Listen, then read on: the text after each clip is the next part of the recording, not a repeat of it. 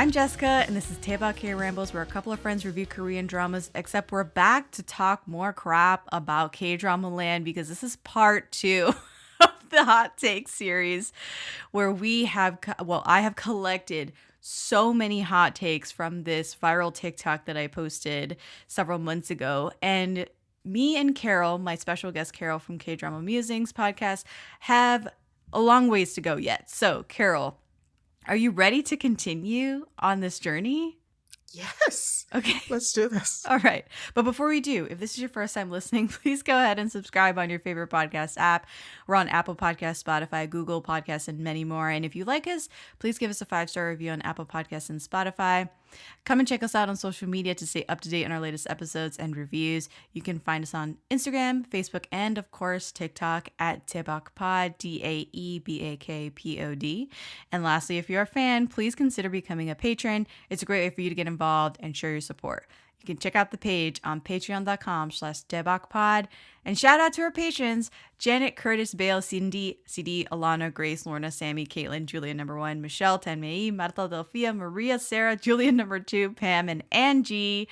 Thank you so much for being patrons. Okay, so we're going to get right into part 2 right now. Next up, we have a drama on the chopping block. Isabel said, Goblin is overhyped. The age gap between Kong-yu and Kim Go-eun was hard for me to look past. PXZ says, Goblin, it's overrated. The second lead couple, it was only the good thing. What do you mean a 300 years or so man felt in love with an underage girl at first sight? ... Listen, I will never defend Goblin in public. That show was one. I see you looking around. You're like finding the words. I'm finding the words because Goblin, how do I explain it? I agree that the age gap was problematic, and I don't see people doing that with 25-21 the same way they do it with Goblin. I get it. 300 years old, all these things. I heard people bitching about 25-21 as well. But oh, really? Oh, yeah. That's because I did another. So constantly stirring shit on TikTok. I did another trend with, the Kendrick song that was the Drake diss track that says, yes, it's probably a minor, like that of the song. People were putting perceived pedophiles and real pedophiles in pop culture up next to this song, like putting the song over top of the photo of the person or whatever. And I did that for both Goblin and Nam Ji-hyuk's character in 25-21. And oh my God, I'll tell you which one went further. The 25-21 video. That one got people so riled up. And again, it's 4 years. To me, I'm like, it's 4 years. Like, it's not, I don't think you guys understand like life, I guess. And hidden love. Oh yeah, and hidden love, having a crush on somebody older than you, like you just don't get it then. So 25-21, I did it as a joke, right? Because I knew that there was rumblings of this anyway. And again, it just proved to be not so funny to some people because they just were like, yeah, he's so icky. Blah, blah, blah, blah, blah. And it was not that serious. It was never that serious. Same for Goblin. It's not that serious. It was never that serious. I honestly feel like the people that just look at the numbers on relationships in a drama, they just kind of miss the whole thing. Like they miss the story, the context of the love story or the connection between these two characters, bar none. They just don't care to look at it that way. I have racked my brain. I have like done soul searching over the Goblin and the 25-21 because they're the most prominent age gaps that people bitch about constantly. And I've done so much soul searching. I'm like, maybe I'm wrong. Maybe this and that and the other. And I've rewatched and like, no, it's not grooming.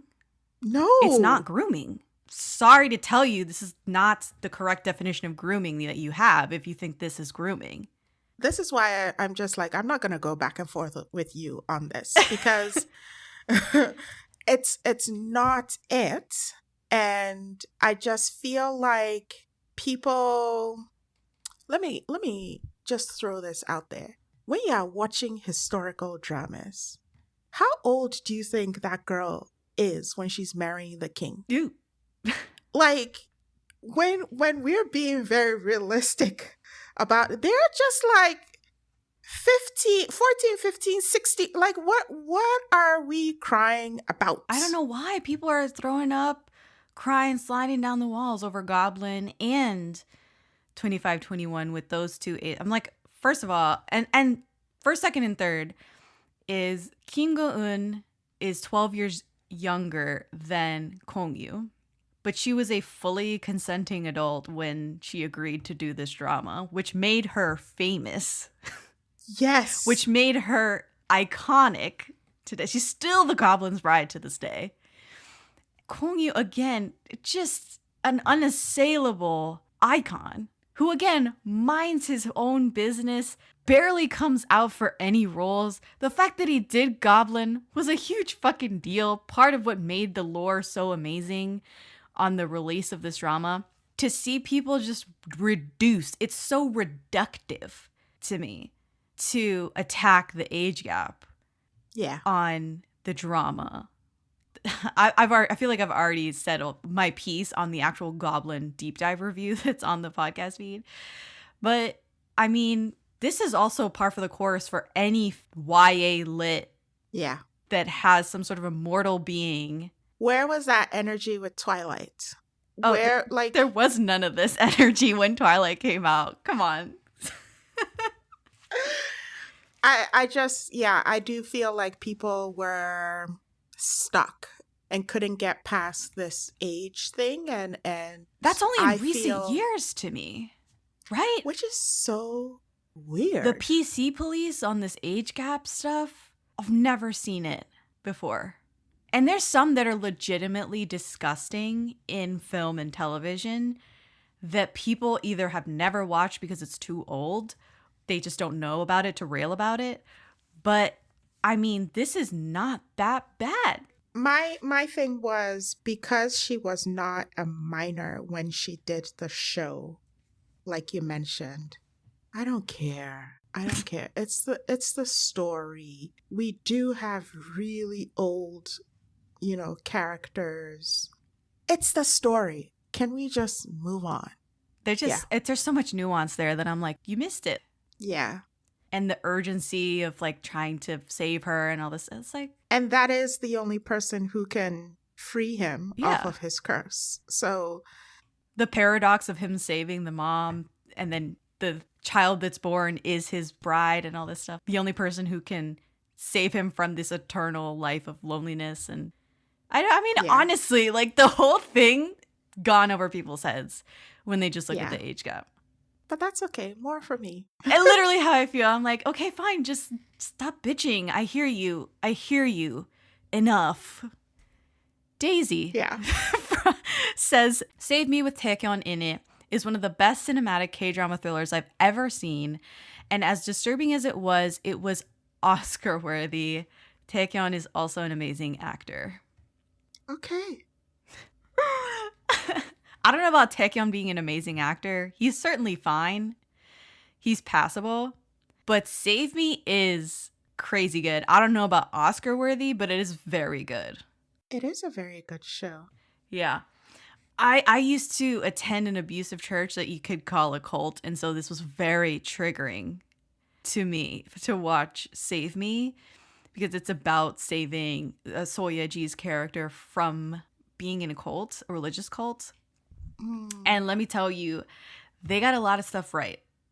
Whoa. They got a lot of stuff right. It was very disturbing and off-putting and all the things. So I could only watch it the one time, but very, very good show. Highly recommend. OCN drama, so that should be enough to tell you what's the vibe. Man, I miss OCN.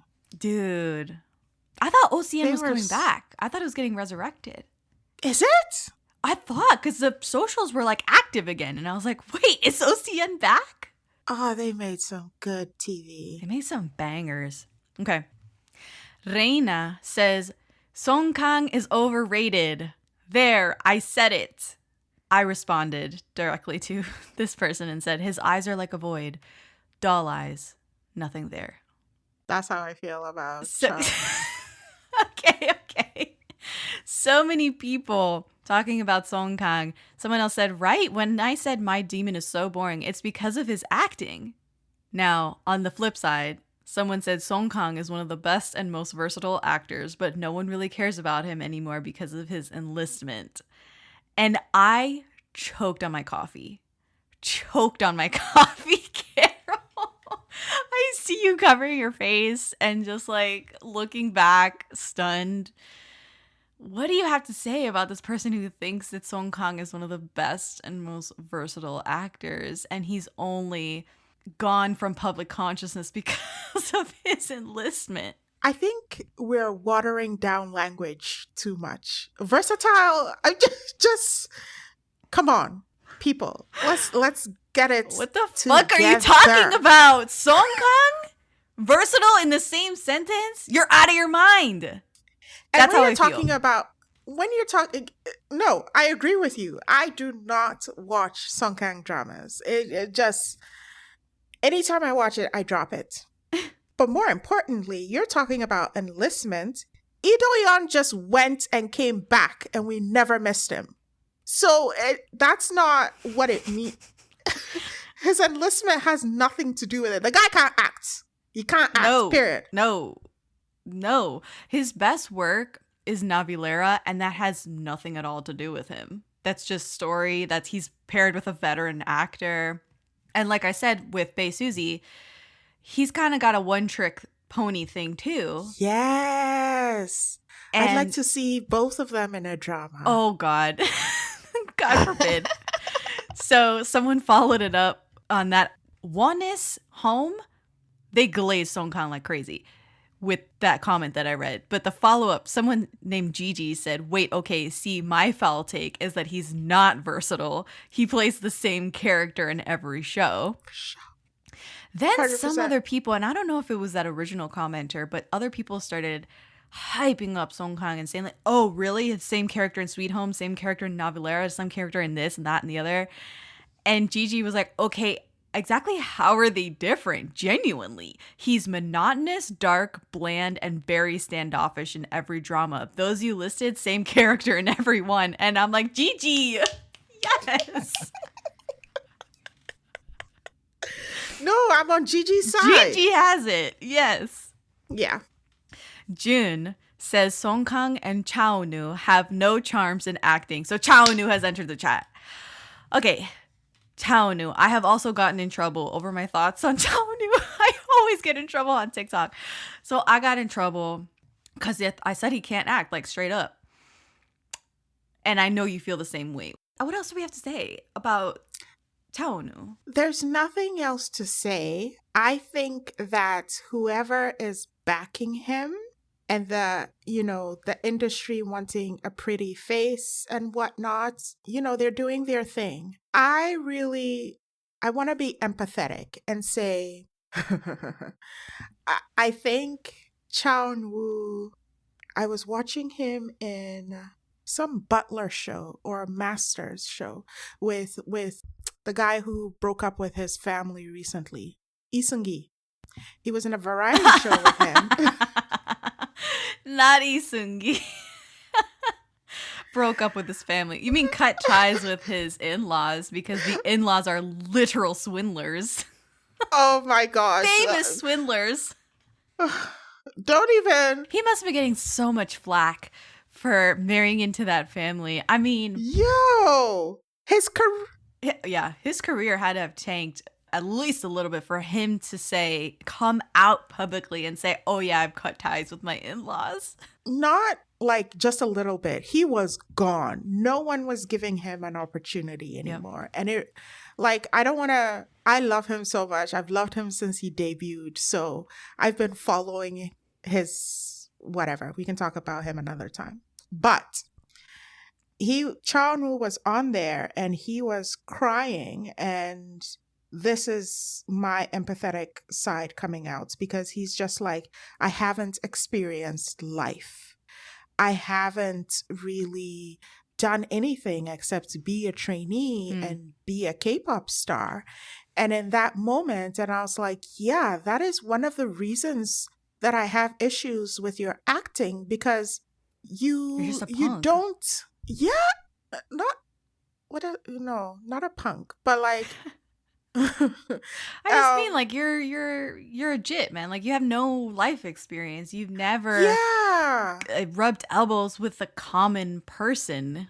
So no, and you don't have any life experience to fall back on, which is, you could say that for a lot of K-pop idols. They're sort of arrested in this moment oh, of whatever stage they entered into K-pop, okay. and they don't really get an opportunity to grow as a human, and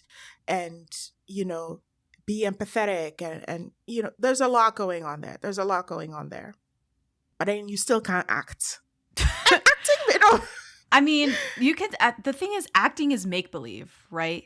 So even if you've never experienced whatever it is you're portraying, you can still pull from something. You can still hack it to but what I'm just like saying is, act like but what I'm fake saying, it, he has nothing. And there's He has nothing. nothing.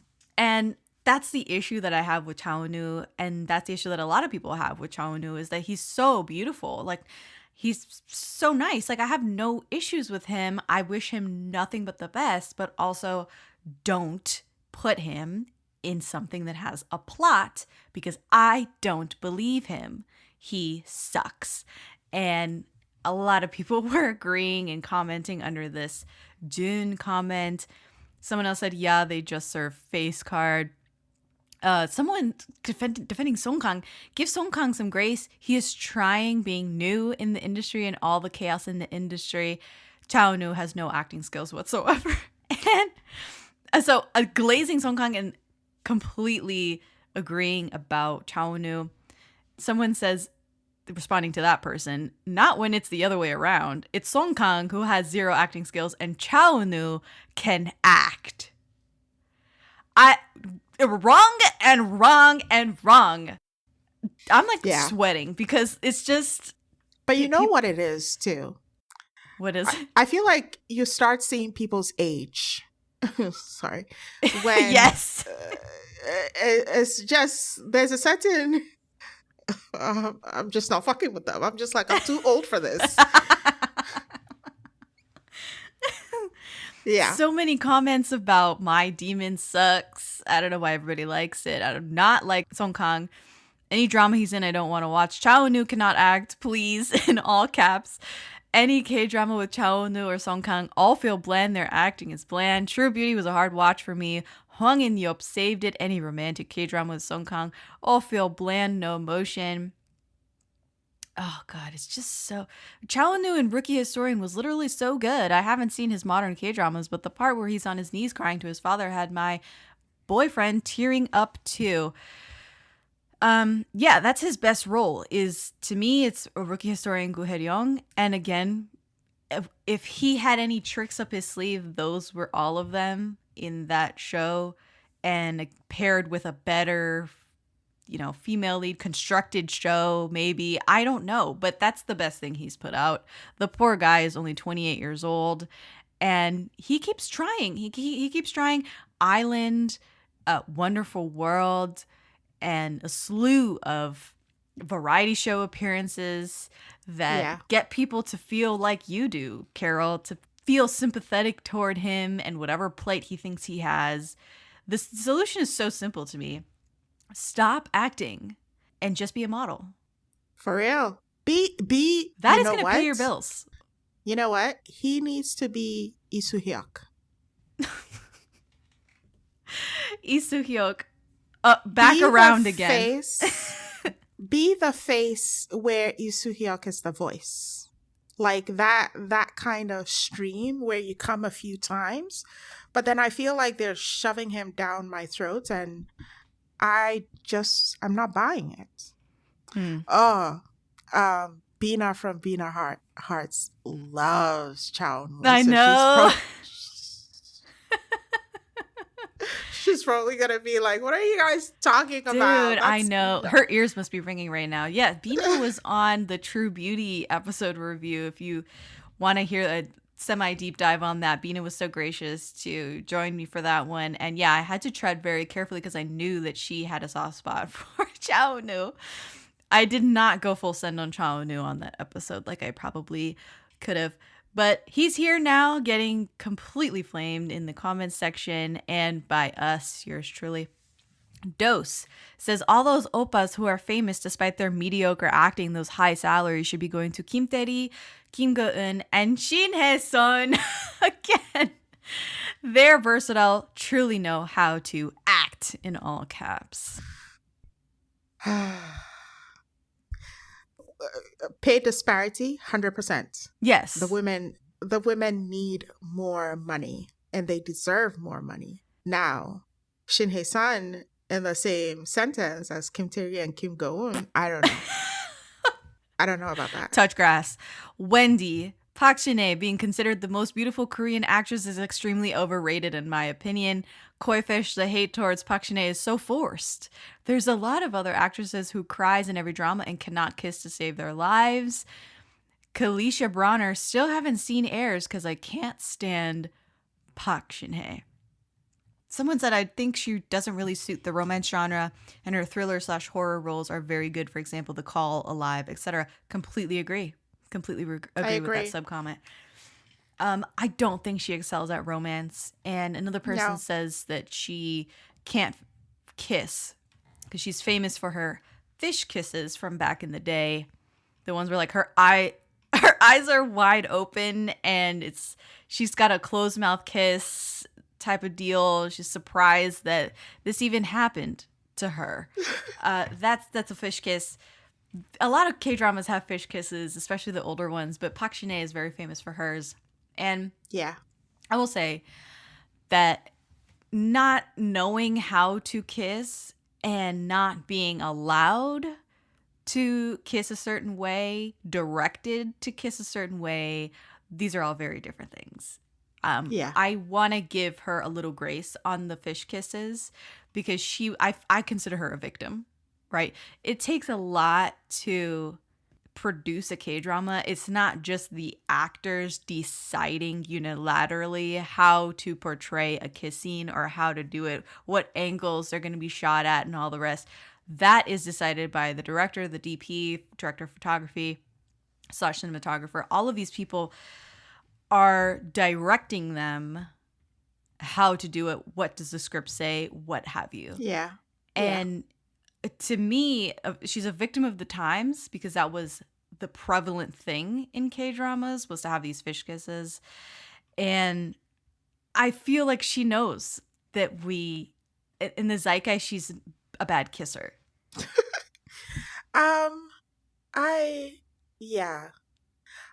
I'm just thinking about all her kiss scenes and the times where she gave me something. I am not sure it was entirely her choice. Like, I remember some controversy with the Heirs and her kiss scene in the closet and her having like no idea what's coming or something like kisses. That. Yeah. Yeah. And then there's the kiss in Doctors with like, no one talked about the age gap in that one, but that man is like, he is older, or he was way much older than her in Doctors. But that was a kiss that I was like, oh, Shin-hye, you can do more? And then Pinocchio with Lee Jun-suk, they had this middle of the street kiss, and I was like, whoa, okay, that's different. So you can do it, but it made me feel like she's choosing not to do it. But more importantly, I don't think romance is for her. I agree. Moving on. A lot of people love Nam Joo-hyuk. I want Nam Joo-hyuk in everything. I watch K-dramas with him in it because I know it'll be fire. Sabrina with 3 A's at the end. Again, you're going to get sick of Nam Joo-hyuk. The key here is like consumption of this one actor or actress, yeah, I'm not sure that having them in 2 to 3 dramas a year is gonna fix your thing. Like, you know what I'm saying? Is that gonna No. benefit them or you? I don't know. I think it's gonna be a situation like Anne Hathaway, where everybody loved her. She was a new girl on the block, Princess Diaries, Devil Wears Prada. She did a lot of great things, and then she started having a few misses, but she was saturating the market. There was a lot of her everywhere, whether it was media for a movie or whether she was actually in a new release. And people started fucking hating Anne Hathaway, and there was nothing, like, for no reason at all. So Yeah. So I'm just like, Anne, do your thing. Like, do the shows you want to do. And if you're getting the opportunities, you're getting the opportunities. I don't really watch her, but you're like, I have no skin in the game for Anne Hathaway, but Lee Jae-yoon is such an underrated actor. His range is awesome. Yeah, we've gone over that. Kimui M says, Kang Han-nul's acting and face card are way better than the high-profile K actors. Okay, queen, pop off about Kang Han-nul. You're shocked. Carol, you're shocked. Do you have thoughts on Kang Han-nul? no. Okay. No. Maybe you have thoughts on this one. Xenu X says, Queen of Tears is a so-so drama. Only get hyped because of the leads. Queen of Tears was shit. Let's move on. Move on.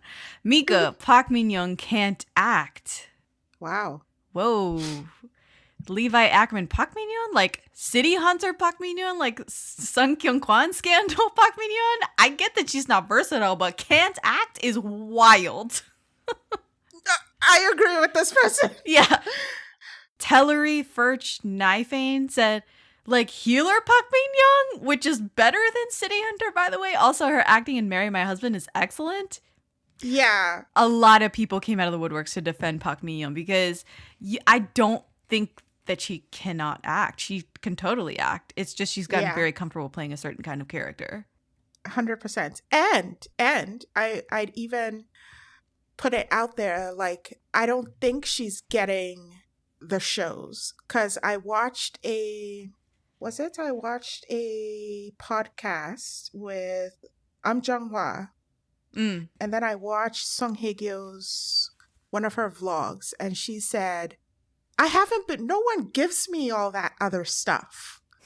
Like, they only give me this. Yeah. And I want to do other things. Yes. And I've been pigeonholed. And even I know my fans are sick of me playing the same role over and over again.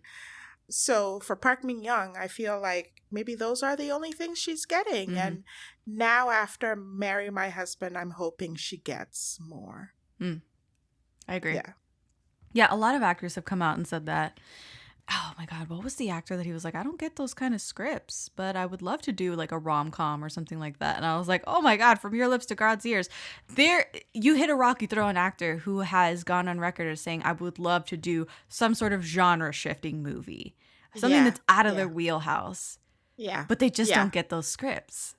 Exactly. Yeah. So are we to blame because we keep watching the same shit over and over again? Should we make her flop so that she will change gears and maybe she'll get something else? Like, I don't know what the right answer is, but, you know, it is a vicious cycle here. IDK says, Han So-hee is not all that. She's not. Someone says 100% she is gorgeous, but I get Mean Girl vibes. Plus, I don't like her acting. Feels like a forced industry plant. Oh, some people got some nice vocab here with an industry plant. Okay, Wow. Calling her an industry plant. Hannah says, Han So-hee pissed me off so bad, bro. She cannot act whatsoever. Han So-hee seems to bother a lot of people. I go about my day never thinking about Han So-hee. So what do you think about Han So-hee from World of the Married, My Name, Nevertheless? I really liked her in World of the Married. She got under my skin. So that tells me she did a fantastic job. I think that she could have easily been the next Song Hye-kyo in terms of how the industry treated her.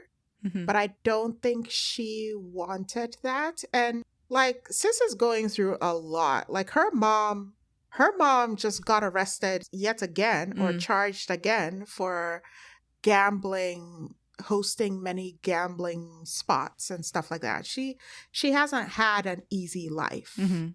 So I ain't got nothing bad to say about her. I just want her to find her spot, because I think people are playing with her right now. All right. Next up, Ji Chang-wook. Someone said Ji Chang-wook is the most versatile actor I've ever seen. Every role he gets, he nails no matter what. How bad the movie is, he always gets the job done. Beautiful. This is versatile. Okay. So, I'm more interested in this second comment. Salma says Ji Chang-wook had more chemistry with the stepmother in the K2. 100%. 110%. Yes, he did. Yes, he did. And we did a deep dive on the K2 really far back in season 1 of Taebak. And we discussed this. Because, yeah, Yuna had no game whatsoever compared to the stepmom. Yeah, I agree. Like, come on. Dub DR says Eun is the absolute best actor in his peer group, and I don't care about his scandal. Also, BL/GL should be treated better than last-ditch efforts for idols/newbies to get popular. I think it's phenomenal or fantastic that we have come to a point where BLs and GLs are being consistently produced in K-drama land, because again, generationally, we never really had that. Eun is a really good actor. I also don't care about his scandal. Care in the sense that, how do I say? He was sick. He was sick. Yeah. And I'm more empathetic to substance abuse. Yeah, I care if he's well or not, if he's in good health or not, if he's addicted or not.